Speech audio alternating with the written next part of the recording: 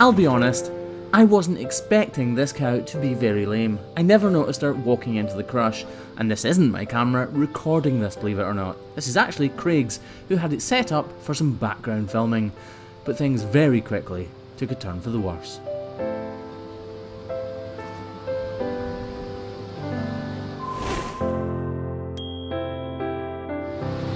Is this on time lapse? No.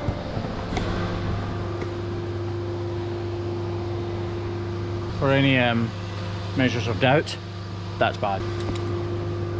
Hot weather and Scotland aren't two things normally associated with each other. However, we did have a really hot spell here around 7 weeks ago, and this, unfortunately, is what happens when that occurs. Cows stand for too long, and as a result, they get sole fractures which fill with pus on that inside claw. And as you're just about to see, they can be horrendously painful.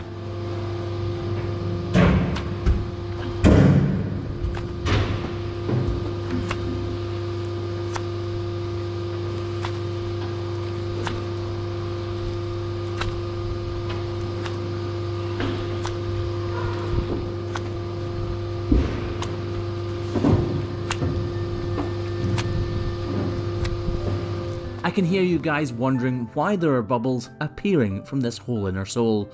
Well, actually, it's because we have opened that hole.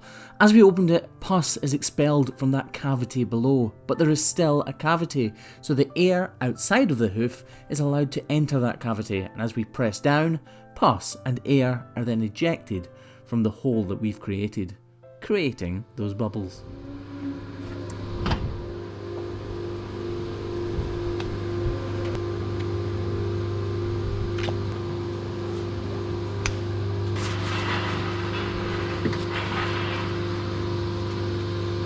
Wrapped as well.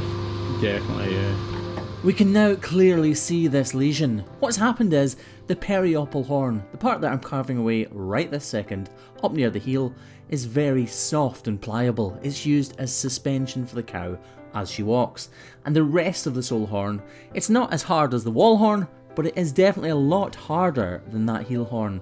And the junction where those two meet split if the cow stands for long periods of time. Just think about it, you have two different substances, two different densities of horn meeting each other, and that junction where they connect can be susceptible to cracking.